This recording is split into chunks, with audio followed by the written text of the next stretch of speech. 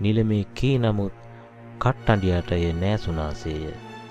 කට්ටඬියා කොග්ගල මහතා උඩුකුරුව සයනය කළ මෙට්ටේ පසක හිඳ අසල සිටියෙකු දෙස බලා මේ දෙන්නෙක් දෙපැත්තෙන් අල්ලගන්නවා නම් හොඳයි කී නමුත් ඒ සඳහා කිසිවෙකු ඉදිරිපත් නොවූයේ කට්ටඬියාගේ ආරක්ෂාවට වඩා කොග්ගල මහතාගේ සැප පහසුව එතන සිටියවුන්ද තැකුවාසේය. අනිත් අයට කෙසේ වෙතත් මට නම් සිතුනේ කට්ටඬියා හුදු බිය නිසාම එසේ කී බවය.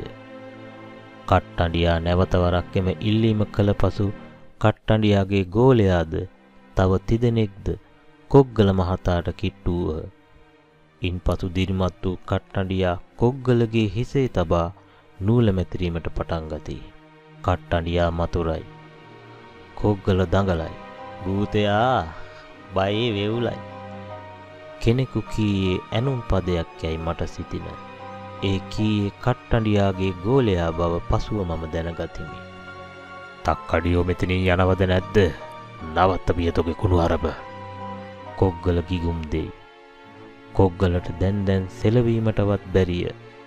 ඒ ඔහු මෙට්ටේට තද කරගෙන තරුණින් 4 දිනකු අල්වාගෙන සිටි බැවිනි. එහෙත් කොග්ගල දත් මිටිකයි.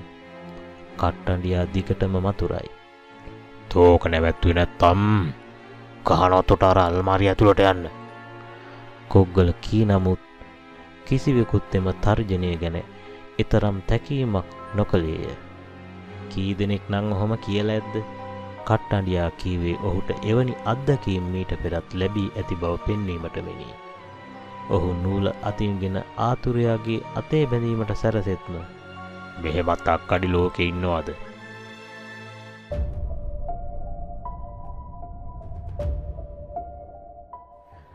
බුදුගුණෙන් මතුරපු නූලක් වම්මතේද බඳින්නේ මෝඩයෝ? හැගුණෝ කවුද තොගේ ගුරා? තමා නූල බැඳීමට සූදානම් වූයේ වම් අතේ බවත් එය වැරදි බවත් තේරුම් ගියාසේ කට්ටඬියා ටිකක් පසුබට විය. කට්ටඬියාගේ සටනේ පළමු පරාජිත පියවර එය විය. තමා කළ වරද නිවරද කරනුවස් ඔහු වම් පසෙහි සිට දකුණු ඇලයට මාරු වීමට උක්කුටිකයෙන්ම මෙට්ටේ අයිනෙන් යෑමට සූදානම් විය. මෙහි කලින් සඳහන් කළ අල්මාරිය කොග්ගල මහතාගේ දෙපා මුල මෙට්ටේ අද්දර විය. කට්ටඬියා කොග්ගල මහතාගේ දෙපා දෙසට ඇදෙත්ම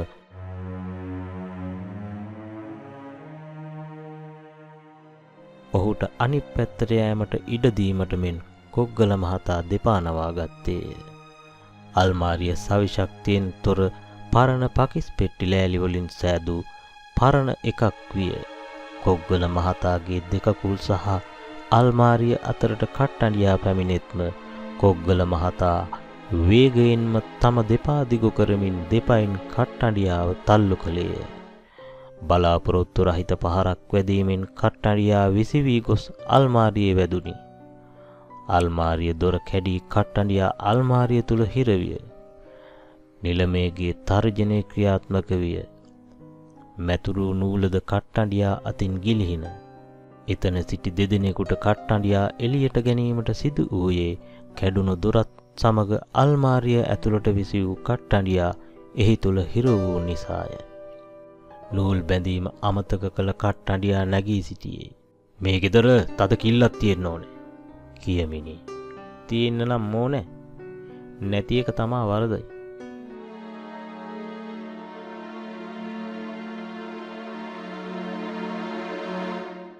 කොග්ගල මහත්මිය අහක බලාගෙන කීවේ ගෙදර කිල්ලක් නැති බව පැමිණ සිටිය උන්ට දැන ගැනීමටය. ඇය තරහෙන් පුපුරමින් කාමරයෙන් පිටව ගියාය. කට්ටඬියාද මහා සටනකින් පරාජිත වූවෙකුසේ බිම බලාගෙනම නිහඬව ස්තෝපුවට ගියේ කිසිවක් නොදොඩාය.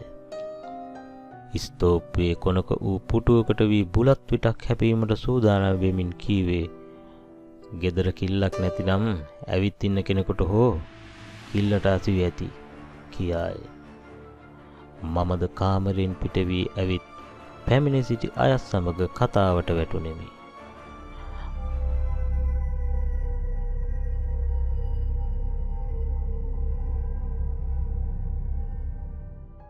කට්ටඬියා ගැන පැමිණ සිටියවුන් අතර නොයෙකුත් කසුකුසු පැතිරුණද කට්ටඬියාට කෙලින්ම යමක් කීමට කිසිවෙකුත් ඉදිරිපත් නොවීය. නුගුල බැඳීමට තැත් කිරීමට පෙර කට්ටඬියාගේ ඕනෑ එපාකම් සෙවීමට බොහෝ දෙනෙකු වූ නමුත් නූල් බැඳීම වැරදීමෙන් පසු කට්ටඬියා ඉන්නවාද නැද්ද කියා බැලීමට කෙනෙකු නොවීය. මගේ ගෙදර අසලින් පැමිණියෙකු මා සමග කීවේ මගේ නැන්දම්මා සහ නෑනණ්ඩිය අප බැලීමට බදුල්ලේ සිට පැමිණ ඇති බවය. එදා සවස නිලමේ මගේ ගෙදර ගොස් ආපසු පැමිණි වෙලේ කී දේ සත්‍ය බවද එවලේ මට වැටහිණි. බෝපැලේ කොළ ගැන බැලීමට මට අවැසිව තිබුණද ජන්තුට හා මකරට දී ඇති පොරොන්දුව නිසා එදින ගෙදර යෑමට නොහැකි විය. එහෙත් නෑදෑයින් පැමිණ ඇති බව දැන දැනත් ඔවුන් බැලීමට නොයෑමෙන් නොමනාප වීමටද ඉඩ ඇති බැවින් එය බරපතල පැනයක් විය. මට ගෙදර ඒමටය කියා මගේ ගෙදර කෙනෙකු කීවේදැයි පණිවිඩයක් දුන් තැනැත්තාගෙන් මම ඇසුවෙමි. ඔහු මා හමුවීමට එන බව මගේ ගෙදර කිසිවෙකු නොදත් බව කී විට මා කීයේ. එහෙනම් ඔය වගක් මා එක කී බව පස්සෙවත් නෝන මහත්තයට එහෙම කියන්න එපා. ටික වේලාවකට පසු මම නැවතත් කොග්ගල මහතාගේ කාමරයට ගියෙමි. නිලමේ හඬ නගා සිනාසීමට ගති. ඈ මහත්තයා, අර කට්ටඬියා පටි බේරගෙන යන්නේ නැතුව තවත් බලා ඉන්නවනේ. මහත්තයාවත් කියන්නකෝ මේ මිනිහට දැන් මගේ දැසට නොපිනී යන්න කියලා. මහත්තයා දැක්ක නේද? මං කියපු දේ අකුරටම කරපු හැටි. කට්ටඬියට අල්මාරිය ඇතුළට යන්න ගහනවා කියපු දේ ඒ වගේම කළා.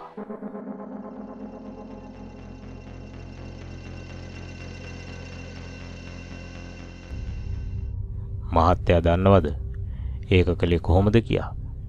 මම්මගේ යාළුවෙකු ලවා බල කළා නූල බැඳීමට වම් පැත්තට එන්න. එච්චරයි.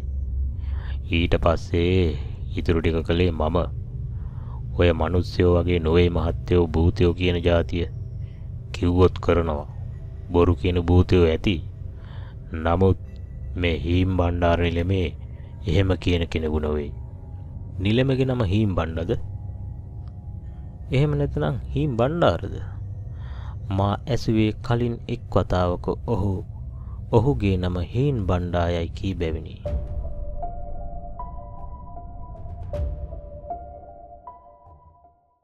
බණ්ඩාර බණ්ඩට වඩා වැදගත් නේ මහත්තයා. බණ්ඩා කියන්නේ බණ්ඩි කියන එකේ පුරුෂලිංගේ. එතකොට බණ්ඩාර කියන්නේ බඩා කියන එක. බණ්ඩාර කියන්නේ ආරපු බඩක් ඇති තැනැත්තාට. ආරපු බඩක් ඇති තැනැත්තා හීන් බඩක් ඇති කෙනෙකුට වඩා වැදගත්. නිලමේ සිනාසුනේය. නිලමේ විහිළු කරනවා වගේ. මා කීයේ එක් අතකින් සතුටු වෙමිනි. ඔව් මහත්තයා, පොඩි විහිළුවක්. නිලමේ කීවේ දෙගිඩියාවෙනි. එක් අතකින් නිලමේ මා සමග ඊතා කුළුපගවීමට තැත් කරන්නේ යයි මම සිතුවෙමි.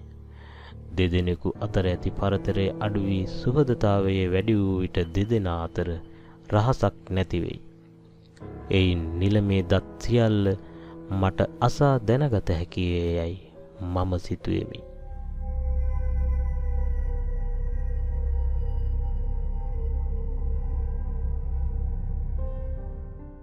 නිලමේ කොහොමද අද රැට මකර එහෙම එනව නේද?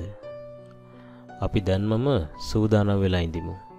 15 පැයට එනවා කිව්වා නේද? ඔව් මහත්තයා. එහෙනම් මහත්තයා ගිහින් කෑම කාලා එන්න. කෑම නම් දැන් සූදානම්. අන්න මහත්තයාට කැඳවන්න සූදානම් වෙනවා. නිලමේ කීයේ ගෙදර හැම තැනකම සිදුවන හැම දෙයක්ම දත්සේය. ඒ සමගම වාගේ වතුර වීදුරුවක්ද රැගෙන කොග්ගල මහත්මිය රෑ කෑමට ආරාධනා කිරීමට කාමරයට පැමිණියාය. එහෙනම් නිලමේ මං කෑම ටිකක් කන්න යන්නම්. නිලමෙට තනිවට ඔය හීන් බණ්ඩා ඉන්නේ. මං එනකන් බණ්ඩා එක්ක කතා කර කර ඉන්නකෝ. මා එසේ කීවේ මා කෑමට යන බව කීමටය. මහත්තයාගෙන් කෑම කාලා එන්නකෝ. මට තනියක් නැහැ. බණ්ඩා ඔබත් ගිහින් කෑම කාලා වරෙන්. මම යන්නම් රෙකුලාසි පාලම දිහාවේ ගිහින් එන්න. නිලමේ කීවේය.